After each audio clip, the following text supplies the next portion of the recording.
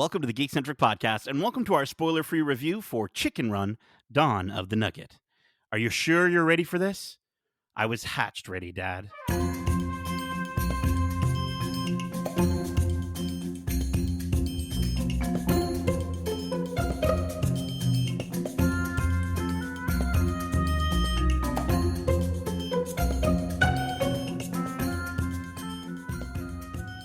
Welcome to the Geekcentric podcast. My name is Nate, and this is our spoiler-free review for Chicken Run: Dawn of the Nugget. Special thanks to our friends at Netflix for inviting us to watch this film early for review.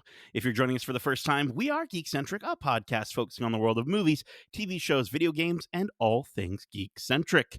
Joining me for today's review, we have my own feathery friends, Darcy and Megan. Cock-a-doodle-doo to both of you. Cock-a-doodle-doo right back, I guess.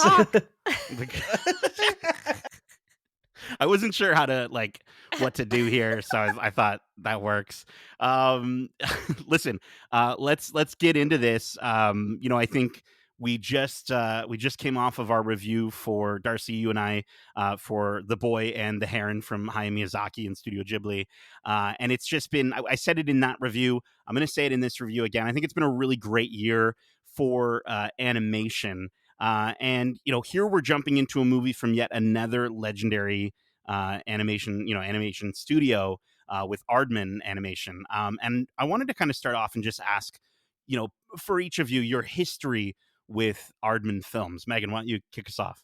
Yeah, I mean, I definitely watched the first Chicken Run movie. That was so funny and so different than anything we had ever seen as kids, here in Canada at least. For sure. Definitely watched a lot of Wallace and Gromit. I will Mhm. say, as Canadian millennials, we did get some UK English TV shows here. So, I got a little bit of Wallace and Gromit. I've seen some Shaun the Sheep, but one of their non-stop motion movies is Arthur Christmas, and it is one of my newly favorite Christmas movies. Oh, It's wow. so It's fun. a good one. It's a fun Yep. one. Toronto is represented for about 5 minutes in that movie, which is great.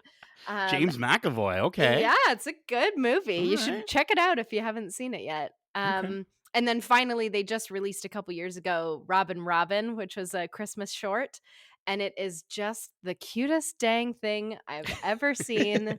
You should watch it if you haven't seen it. It is so Christmassy. It's so cute. Little songs and it's basically about a robin who was raised by mice, which is perfect. So, Perfect. yeah. Darcy, what about yourself? I mean, same as Meg. I remember a lot of Wallace and Gromit growing up. I remember one of my friends had a VHS of all the Aardman shorts, and all I can really remember from it was the Wallace and Gromit.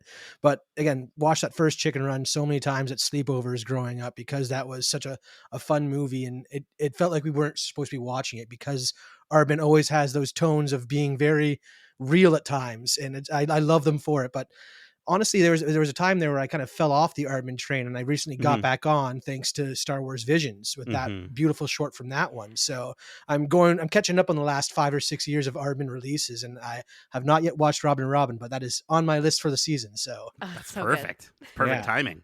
I think, myself, original Chicken Run, of course. I think Curse of the Were-Rabbit was a moment like yourself, Darcy. I living in Canada, we weren't fully immersed in the Aardman verse, if you will. And so I could imagine kids in the UK. And so, Curse of the Were-Rabbit was a great sort of coming back to Wallace and Gromit. But I think my favorite thing that Aardman has done, you just mentioned, is I Am Your Mother from Star Wars Vision Season 2. I think, to me, at least from, again, not being a hardcore Aardman person necessarily, but from what I know of them, it perfectly fits what I would expect from them in that short. And it's one of those things where, again, it has that level of comedy that I think they're known for, but it's also very touching. It's very touching. And I remember, kind of tearing up the first time I had seen it. And I was like, okay, Aardman, like like Pixar, like you've got the stuff to hit that part of me emotionally and make me cry. So I think I would I would probably say that's my favorite thing they've ever done. But let's get to the synopsis for this film, their latest film, from the multi Academy and BAFTA award winning Aardman, an Academy Award and BAFTA nominated director Sam Fell, who did Paranorman and Flushed Away, comes Chicken Run: Dawn of the Nugget, the eagerly anticipated sequel to the beloved and highest grossing stop motion animated film of all time, Chicken Run. Having pulled off a death defying escape from Tweety's farm, Ginger has finally found her dream, a peaceful island sanctuary for the whole flock, far from the dangers of the human world. When she and Rocky hatch a little girl named Molly, Ginger's sort of happy life seems complete. But back on the mainland, the whole of chicken kind faces a new and terrible threat. For Ginger and her team, even if it means putting their own hard won freedom at risk, this time they're breaking in. Again, this is directed by Sam Fell and animated by Aardman. The film stars Tandy Newton, Zachary Levi, Bella Ramsey, Imelda Staunton, Lynn Ferguson, David Bradley, Jane Horrocks, Romesh Ranganathan, Daniel Mays, Josie Sedgwick Davies, Peter Serafinowicz, Nick Mohammed, and Miranda Richardson. Chicken Run: Dawn of the Nugget premieres globally on Netflix this Friday, December 15th. So, guys, let's get into this. I think the part that I kind of want to just jump into and start off, and I think it's the most obvious thing, is the visuals. I think with like everything Aardman does and everything we've just been talking about, I think it's so impressive. It looks so clean in this movie, and I think there are some elements from, because I was looking up some behind the scenes stuff that were done digitally, but still to this day, I think this is one of the most, if not the most impressive forms of animation.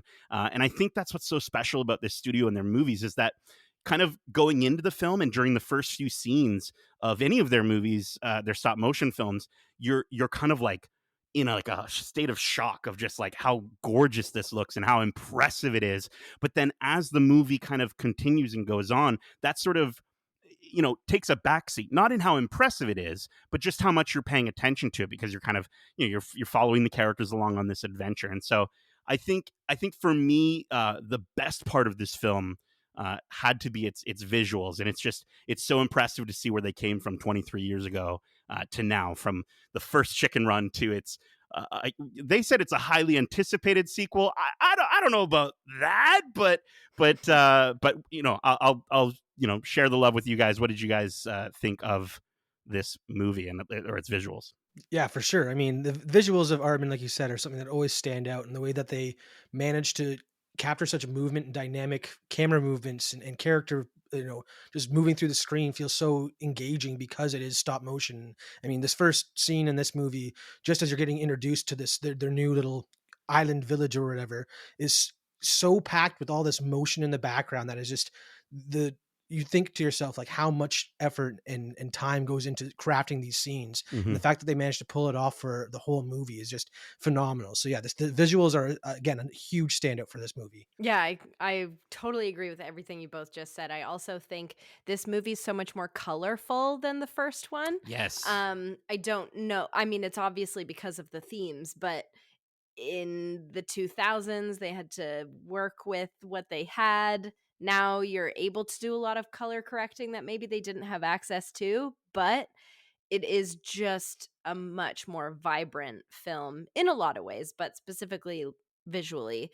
Um, so colorful, so beautiful. There are certain moments where you can tell that it's a CGI moment and they've done some visual effects on it. But other than that, like once you really get into the story, the stop motion is like nothing. Aardman does it like nobody else can. So Absolutely. Yeah, yeah, and I think it's one of those things too where like the lighting is much better as well. I feel like oh yeah. maybe they just had a better lighting budget or they got brighter lights or something. I don't know, but it's definitely brighter throughout the film. It's funny going back on YouTube and looking up some of those the original, scenes from Chicken Run, and yeah, it is so, you're right, it is very dark, and not just in tone but in in the actual visuals of it. I think another aspect to this that I definitely enjoyed is the voice cast. I think it's interesting to see it's the cast here reprise. Some of them are reprising their roles, and then we have some sort of some newer cast members that are taking on the roles. Obviously, Mel Gibson not being a part of this movie for various reasons, I'm sure. But we have Zachary Levi here replacing him as Rocky, who I think that's the when I think of like a confident voice. I recently just rewatched Tangled, and I think he fits Rocky perfectly. He's very cocky, no pun intended, and I think the only thing I would say is he is. I think, like Molly, he's a bit simplistic in he's sort of very one note, but I think that was kind of his character the entire time. I think for me, some of that charm is lost in the sense that it does just kind of feel like he's the same character when it's supposed to have been a number of years since the original story, I would assume. Yeah, I mean, to me, it feels like a very different take on the character, which I guess makes sense because it has been some time, and he isn't lying to everybody like he was in the first movie. So Sure, that's he's true. not Yeah, living, he's not being the con man and trying to be that bravado that they were looking up to him for. He is comfortable in who he is. So I get like the casting makes sense where you can get that cocky charisma as well as that goofball charm coming from him, and he does a great job. But again, it's not the same character that we had in the first movie for a lot of reasons. mm. Yeah. Yeah. I think for me. I just was I don't know. There was just not enough there from him. From the character, at least. I think again the performances and writing are a different thing, Hmm. and I'm sure we'll kind of bring up the story and the writing a little bit later. But I also wanted to mention I think Tandy Newton I think fits Ginger really well as in this role as well. I think there's that sense of adventure in here, but I like how we also do get to visit and see her as a mom, right? She's given birth to kind of in a way a younger version of herself in Molly. And I think for the most part, I think that works, and I like how they sort of again. I think where for me, I didn't get I didn't get enough of a character out of Rocky. I think Ginger really does show a bit of growth and does show some level of change throughout the movie, and I appreciated that for sure. Yeah, I agree. I think she was a really interesting character to watch develop in this movie because, like you said, she gave birth to a mini me, and watching her try to navigate that and the sort of like fear that comes along with being a parent when your child is reflecting who you were. Hmm. She was so adventurous, and now she's got an adventurous child who's maybe going to do some things that she knows would be a mistake because she's been through them, but you got to let your kids kind of experience those things too. So it's that give and take of being a good mom, but also um like protecting your kid. It's a really cool thing, and I agree. Is it Tandy is how you say her name? Tandy, yes. Yeah, Tandy Newton does a beautiful job portraying that character. And I also would love to mention the fantastic Molly is voiced by Bella Ramsey Yeah, herself. yeah.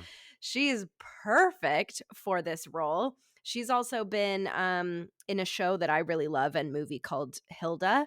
Oh, She okay. voices the Hmm. main character in Hilda. She's And Hilda. No way. yeah, Okay. and she's so the same adventurous spirit. Yeah. So she was the perfect casting for this movie. Hmm. Well, it's great to hear her her natural English accent, her British accent Yes. coming, out again. I think, I've gotten to hear. I mean, initially, I think the majority of the world was introduced to her through Game of Thrones, and then again through The Last of Us as Ellie. But with Ellie, she's definitely putting on her American accent, whereas here we do get to hear that natural accent. And yeah, she's spunky. I think it's fun to see her grow up. I think she was as far as the different characters in the movie, probably my favorite part, probably one of the brightest parts of the film. I also wanted to shout out her Game of Thrones co-star David Bradley, who Yeah. plays Fowler. I think was great in this one. I think I think he perfectly like there was aspects to this cast where I was like, oh, I noticed some of them were different, but for him, it was Fowler. It didn't Hmm. feel any different than Benjamin Whitrow, who passed away in 2017, and so here we've got David Bradley sort of stepping in. But yeah, I think I enjoy we don't. I personally would have wanted him to be along for the entirety of the journey, and they sort of use him for bits and parts. But no, he was definitely a standout. Mhm. Yeah, and one more little nod to a cast member voice actor is, Josie Sedgwick Davis plays a character called oh no, I'm forgetting. Frizzle, Frizzle. Frizzle, the friend. Yes, Yeah. and she sort of has hair like Miss Frizzle. Yes, that's true. But she is so fun and, like, a fresh face also, so she does a really fantastic job bringing a brand new character as well as Molly to life. Totally. Mhm. Yeah. For sure. I mean, you mentioned him earlier, Ramesh Ranganathan. I'm a huge fan of his stand-up routines. No one can rant like him. Hmm. He's great. So him and his banter back and forth with Daniel Mays as Nick and Fletch. I want a whole movie with those two because I really Totally. enjoyed Flushed Away, and I feel like you could give me like a British version of Flushed Away, which is Nick and Fletch getting where do they get all their goods? Show me how that happens. Because again, they were the back and forth and the banter was so much fun from those two. The Ultimate Heist, I think, would be a really fun movie with them for sure. Oh Oh my yeah. god, Like yeah. showing that it's like their big break in or what have you. I think while we're talking, sticking on the cast, Megan, I thought you were going to mention Imelda Staunton, who is of course, who was alongside David Bradley in the Harry Potter series, Yes. and she plays Bunty, who is the muscle of the group, and she's Yeah. reprising her role as Bunty, and she's just as bunty as ever in this, and So good. and yeah, she's a lot of fun. And I think it's delightful to hear these voices and revisit some of these characters from 23 years ago. I think to me, I think the standouts mostly are the returning cast, but then I think Tandy and Bella are, from as far as the new cast is concerned, kind of the highlights. And then of course we got to mention Nick Mohammed, who gets to play a mad scientist in this movie called Dr. Fry, which is a great name. And I think that was maybe the one of the bigger chuckles I had was hearing that his name was Dr. Fry. Getting to know him as Nate in Ted Lasso here, and then just he clearly had so much fun with this role, and it's fun to sort of hear such a different voice coming from him. So I wanted to shout him out as well.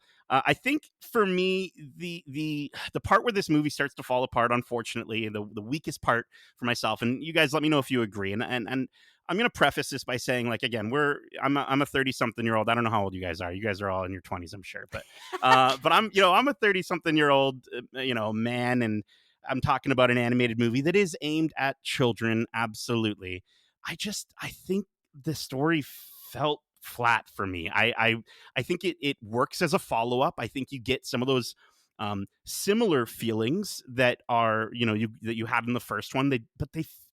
And it's ironic because the movie's sort of about a factory. They feel a little manufactured here, which is not something that I'm used to from, again, just the smaller amount of work that I've seen from Aardman. Usually, I'm connecting, I'm invested, I'm wholeheartedly like feeling what's going on with these characters. And this one, I don't know. I think kids and parents are going to enjoy it, and they'll find aspects to enjoy throughout it, but it never for me reached the peak that I know Aardman is capable of. Yeah, unfortunately, this feels like one of the most like the truest sequels when it comes to rehashing a story or anything like that. The Mm, fact that it's the next generation, you're worried about them repeating the same mistakes you made going forward. It's like that story has been told so many times. I was looking forward to Aardman putting their fresh spin on it, but unfortunately, like you said, it falls flat in the story department where the part of the joy of that first movie was the fact that it was, Mel Gibson lying to all the other chickens, trying to get them to work together to escape. And this one felt very segmented, and every chicken was kind of on their own storyline, doing their own hmm thing. And it didn't really come together in the end as satisfying as that first movie did. So yeah, the story did feel like it took a backseat when they were coming back to the series. Yeah, I completely agree. It definitely started off really weird and slow, and I wasn't sure what the flow of the movie was going to be. Felt super predictable off the top, and fairly predictable throughout the entire thing. I do think about halfway, it does pick itself up and get more exciting and become that heist movie that Chicken Run originally was. So I found myself more intrigued as the story went on and as we get into the factory and learn what's actually going on. But yeah, I think there was a little bit left to be desired in regards to a story that, like you said, Darcy, we've heard a million times. Yeah, Darcy, I think you honestly, that is the most apt thing that you could have said is that it feels like a sequel to the movie in but like that one that would have been released in Like a straight to 2004 or DVD almost. Yeah, 2005 or something, yeah. right? Yeah. Like it's one of those like yeah, very traditional sort of not the good nostalgic concept of sequels that you remember from the golden era of Disney, right? Where some of those sequels, I mean, a lot of those sequels were still pretty bad, but some of them you could sort of get away with, and there's I'm sure there's some audiences out there that do really enjoy them. I think the comedy was a big thing for me that felt underwhelming as well. I think there's the humor. I completely understand. Dry British humor is dry British humor, and there's some people that love it and some people that don't. But even like I personally really find that I normally like the dry British humor side of things, and I just wasn't.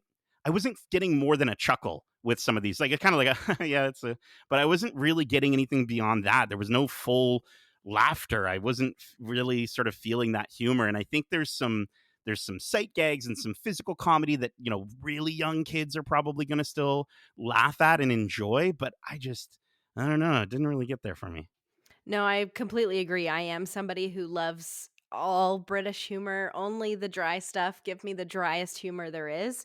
And I think they just didn't have any of it in there. Like it was mostly very slapsticky and physical and um none of those like more mature jokes that I feel like we Mhm. got in Chicken Run originally. Um which that movie had some pretty intense themes that were not really kid friendly, as you might say, but this one only sort of touched on it. It wasn't as deep or mature, I guess, as Chicken Run, which I think maybe we were all expecting, and then that was sort of a letdown. Hmm. Yeah, I mean, it's tough, right? Because it's been 23 years. And so for those who enjoyed the original, I think it's one of those things where it's like, in the description it says highly anticipated. I can't quite say that. Like I I didn't even know really until we got news about this movie that it was even happening. And then, all of a sudden there's a new Chicken Run movie coming out. And I even have friends who I mentioned like, "Oh yeah, like we're going to have our review for the new Chicken Run coming out soon." And they're like, "There's a what? There's a new Chicken Run? What are you talking about?"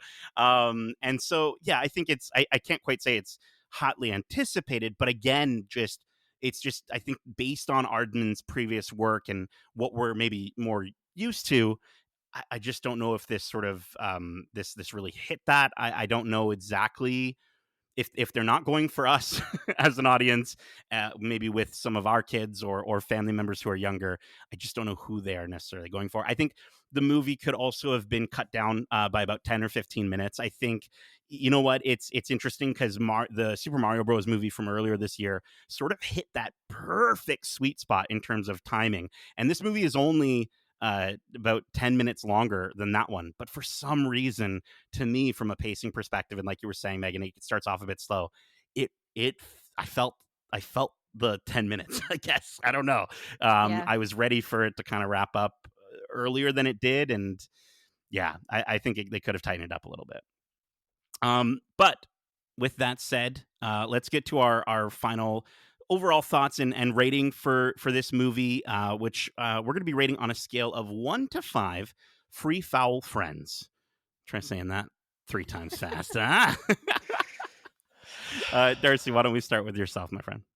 Yeah, I mean, again, I enjoyed the movie for what it was. I feel like it was a bit, later than it should have been. It was really popular in the early 2000s because that was right after the heyday of Aardman with Chicken Run and then Wallace and Gromit, Curse of the Rare Rabbit, everything like that. That was their big heyday. You think they'd want to release a sequel at that point. So 23 years later to get this very canned sequel story is a bit disappointing. And again, as much as I love the cast and the performances were great, that the story really takes you out of it because it is so predictable and nothing. They're not putting their own Aardman spin on it. It just feels like again one of those straight to DVD releases. So I'll be giving this one 3.5 out of 5 free foul friends. Sounds So good, Megan. yeah.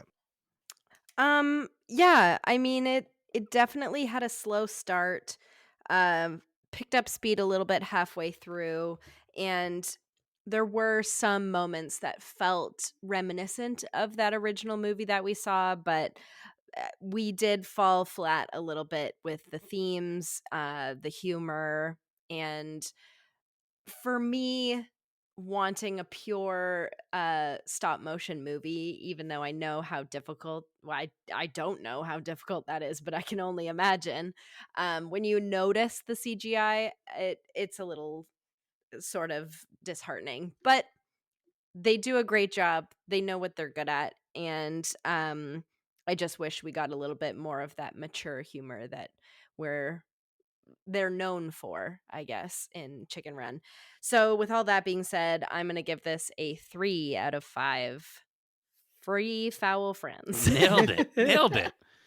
Yeah, I think it's tough, right? I think this movie. I'm not going to say the movie's boring by any stretch. I think it's still a fun time to be had with, with families and with loved ones. I actually think this would make a good.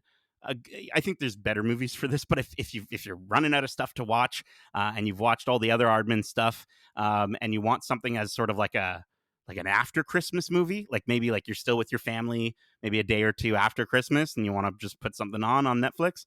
I think this is definitely serviceable. I think if you've got younger ones, I think they would enjoy it, and I think it might be a little bit of an interesting conversation to be had around like after having a big turkey dinner, maybe for a lot of families in Canada, to then watch this movie. It might bring up some interesting conversations, and I think there's definitely some aspects of this movie and conversations that do need to be had, and I think that is an element of the story that is very much. This is not a pun, I promise, but baked in to the movie. I guess that would be the first one, right, with the pies. But I think you know I think visually Aardman is a force to be reckoned with. I think they knocked it out of the park with that. The cast is great, and I think they do a good job with what they're given. I didn't connect with the story, and I think from a writing perspective, I just expected more from Aardman. I think it's just they've done it before. They've done it in a 10-minute short. They've made me tear up and made me connect, and I'm not going to say it's just because of Star Wars. Okay, it was the storytelling and the characters in that short that really hit it for me. So I do not take any joy in doing this because I think I'm always looking forward to an Aardman project. But I'm going to give Chicken Run Dawn of the Nugget a very okay 3 free foul friends out of 5. But that is it for this spoiler-free review for Chicken Run Dawn of the Nugget. We hope you enjoyed it, and if you did, make sure to subscribe to us wherever you like to listen to podcasts, if you haven't already.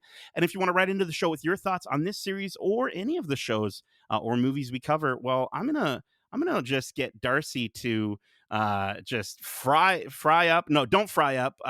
Free up some wonderful chickens, so that you can tell us how to reach us. You really dropped the ball on that handover there. They can reach us at wearegeekcentric@gmail.com. That's wearegeekcentric@gmail.com. Or they can reach us on Twitter at geekcentricyt or on Instagram at wearegeekcentric. Listen, bro, it's I don't know what time it is. Okay, I'm not. I don't have a fun chicken-y pun. But I also want to invite you to join our Discord if you're listening. We've got our link in the description. We can talk about this movie. Maybe we can talk about your favorite holiday movies. I think would be really fun if you want to jump in there and chat with us. What do you recommend we watch maybe on the day after Christmas if it's not Chicken Run, Dawn of the Nugget? Or what are some of your favorite Aardman movies that you've enjoyed over the years? Keep in mind, we also have a ton of other episodes covering our recent releases with our spoiler-free reviews for Netflix's Leave the World Behind, Hayao Miyazaki's The Boy and the Heron, Disney's Wish, Scott Pilgrim Takes Off, Monarch Legacy of Monsters, Next Goal Wins, The Hunger Games, A Ballad of Songbirds and Snakes, and Marvel Studios' The Marvels. We also have some great interviews out now, like our recent interviews with the folks behind Disney's Wish. We spoke with director Fawn Thorne, executive producer Peter Delvecco, and I had the chance to chat with the incredible Alan Tudyk, the voice of Valentino the Baby Goat, as well as so many voices from Disney's past. We also got to discuss the voice of Valentino. We talked about his favorite Disney film of all time, and I got to share my obsession with Disney and Ravensburger's Lorcana trading card game with him, where I shared some cards with some familiar faces on it. Really great reactions to those cards. So go check out those interviews and all of our interviews, either on your podcast service of choice or over on YouTube at youtube.com/geekcentric. We also have some TikToks and Instagrams up there at We Are Geekcentric, so you definitely check us out. Some fun reels there. Justin's had a good time putting those together. And we're a little late on it by now, but if you are a Marvel fan like us, we have our spoiler filled discussion for the Marvels, where we were, Megan, you were on that along with Yep. Justin, and we were joined by a friend of the show, Alyssa Balistrieri. And you folks, you discussed sort of what you loved, what could have been better, but I think what was really fun was hearing all the speculation on what those two after credits scenes could mean for the future of the MCU. So be sure to check that one out. It was a lot of fun getting to listen to that. Megan, Darcy, thank you so much for joining me for this nugget of a review. And as we say, love ya. Laters. Bye.